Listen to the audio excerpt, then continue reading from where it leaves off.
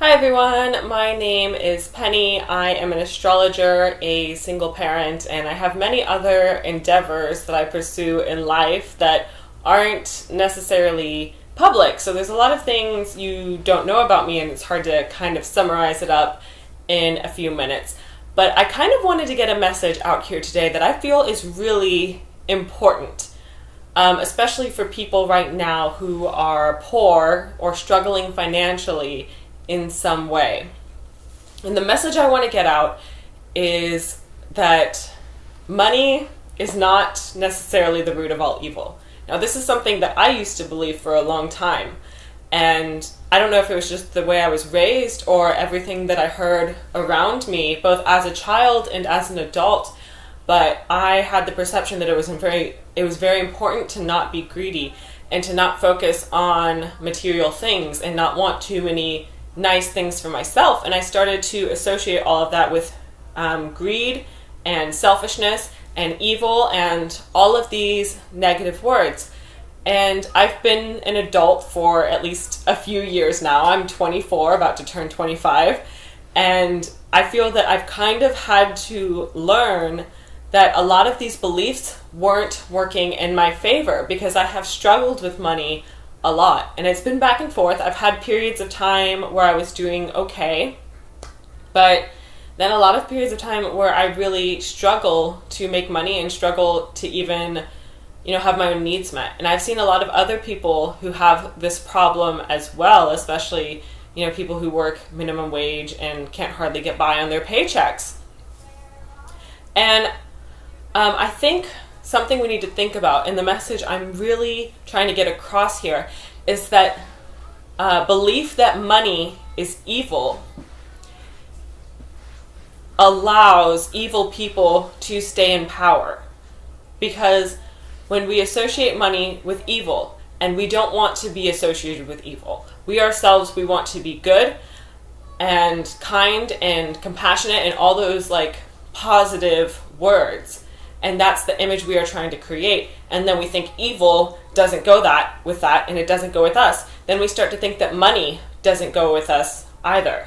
Money does not match with us because money is evil, and we are not evil. So then we keep money and ourselves in two separate places. So then we can't have money because that would be evil of us, and we're not evil. We don't want to be evil, so we therefore don't want to have money. And what this really does is causes a lot of really kind-hearted people to be poor and to struggle financially and not to do well in the world, not to have a lot of influence. And what good is that going to do? We need for good people to be powerful and strong and influential, just like superheroes. We need good people to be superheroes.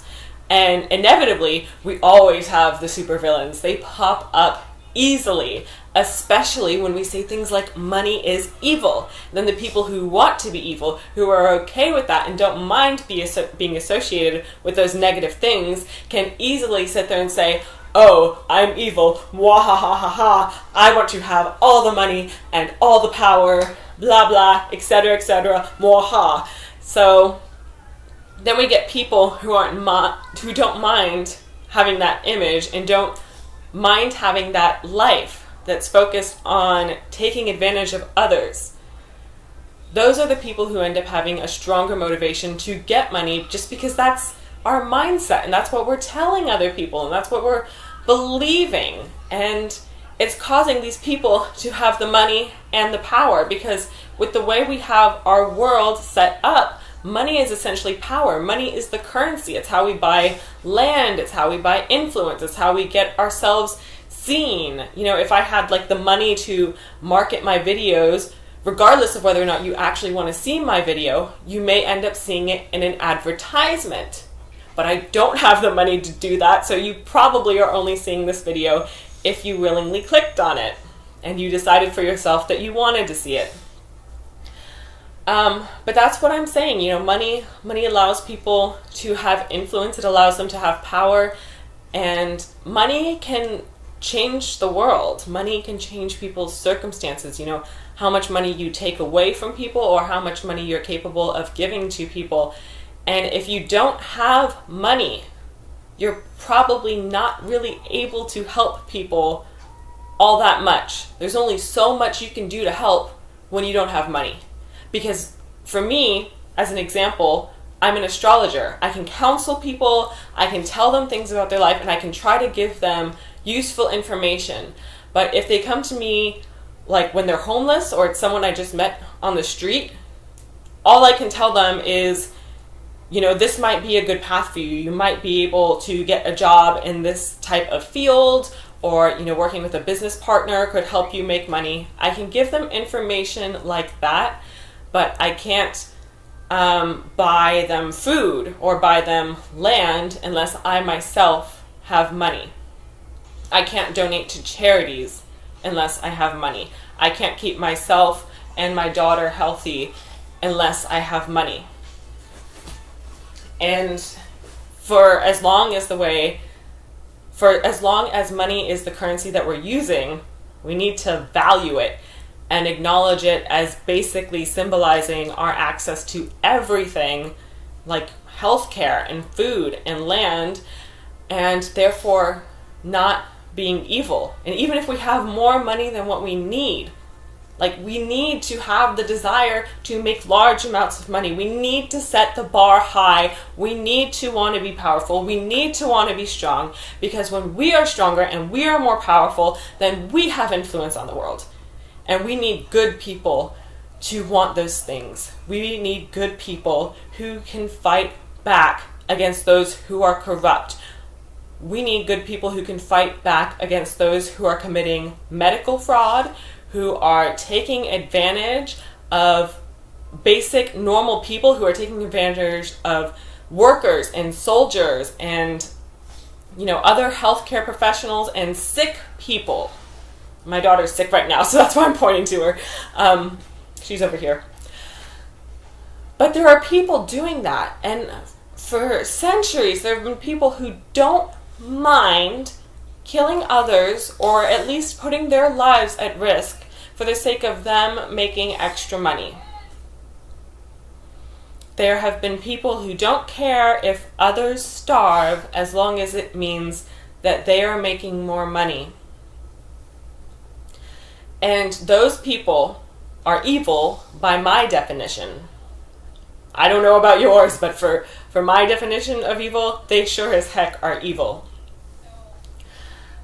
So we need people who can fight back against that. And in order to have people who can fight back against that, we need good people who want to make money, who want to get college educations and high-paying jobs, or find other ways to change the world that don't necessarily require a degree. But we need good people who have credentials, who have money, who have power, who have status. We as good people need to be motivated. I would say that we need to be just as motivated as the bad and evil people are.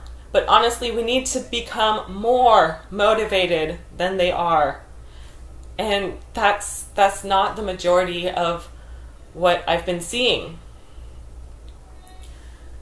So when you're thinking of the 7 deadly sins, or whatever religion you follow, and you see that greed is considered to be evil and sloth is considered to be evil, just remember that being a good person and not wanting to be greedy isn't an excuse to be lazy. So we need to get our butts up off the couch and get moving and go fight for the type of world that we want this to be. Anyway, that's just a little something to think about.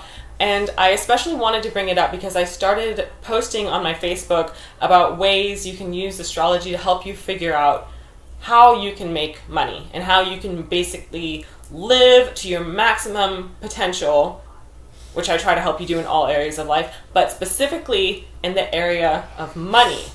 And these I've been posting every Monday. I call them #Money Mondays, in case you are interested in seeing that.